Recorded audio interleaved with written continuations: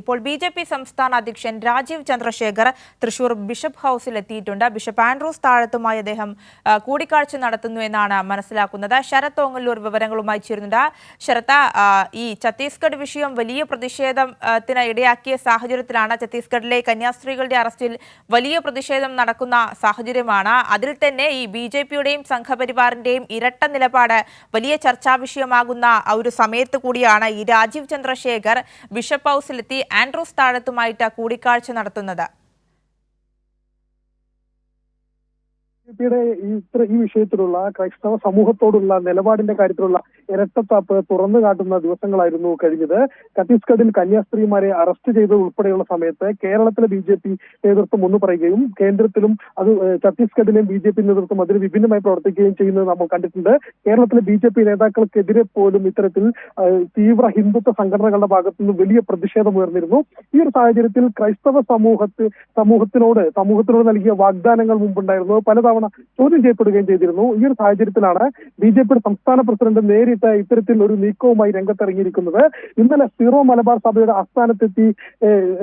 ആസ്ഥാനത്തെത്തി അവിടെ പുരോഹിതരുമായി കൂടിക്കാഴ്ച നടത്തിയിരുന്നു. അതിന്റെ തുടർച്ചയായിട്ടാണ് ഇന്ന് തൃശൂർ ബിഷപ്പ് ഹൌസിലെത്തിയിട്ട് തൃശൂർ അതിരൂപതയുടെ മെത്രോപൊലിത്ത കൂടിയായിട്ടുള്ള CBCI പ്രസിഡന്റ് കൂടിയായിട്ടുള്ള പ്രസിഡന്റിനെ കൂടിക്കാഴ്ചയ്ക്ക് വേണ്ടി എത്തുന്നത്. അല്പസമയം മുമ്പാണ് ഇത്തരത്തിൽ ആൻഡ്രൂസ് താഴത്തിനെ കാണുന്നതിന് വേണ്ടിയിട്ട് ബിഷപ്പ് ഹൌസിലെ രാജീവ് ചന്ദ്രശേഖർ എത്തിയത്. ഏതാണ്ട് ഒരു 10 മിനിറ്റ് ആയിട്ടുണ്ട് അവരുടെ കൂടിക്കാഴ്ചകൾ ആരംഭിച്ചിട്ട്. സ്വാഭാവികമായിട്ടും ക്രൈസ്തവ സമൂഹം വലിയ രീതിയിൽ ബി.ജെ.പിയോട് തങ്ങളുടെ പ്രതിഷേധം അറിയിച്ചിരുന്നു. കഴിഞ്ഞ ദിവസം തൃശ്ശൂരിൽ നടന്നിട്ടുള്ള പ്രതിഷേധത്തിനകത്ത് കന്യാസ്ത്രീകളെ മോചിപ്പിക്കും വരെ സമരം തുടരുമെന്നാണ് മാർ ആൻഡ്രൂസ് താഴത്ത് പറഞ്ഞത്. ഭരണഘടന ബന്ദിയാക്കപ്പെട്ടു എന്നുൾപ്പെടെയുള്ള വലിയ രീതിയിലുള്ള പ്രതിഷേധം ഉണ്ടായിരുന്നു. ഈ ഒരു സാഹചര്യത്തിലാണ് ഇത്തരത്തിൽ ഒരു അനുനയ നീക്കവുമായിട്ട് ബി.ജെ.പി. സംസ്ഥാന പ്രസിഡന്റ് തന്നെ നേരിട്ടിറങ്ങുന്നത്.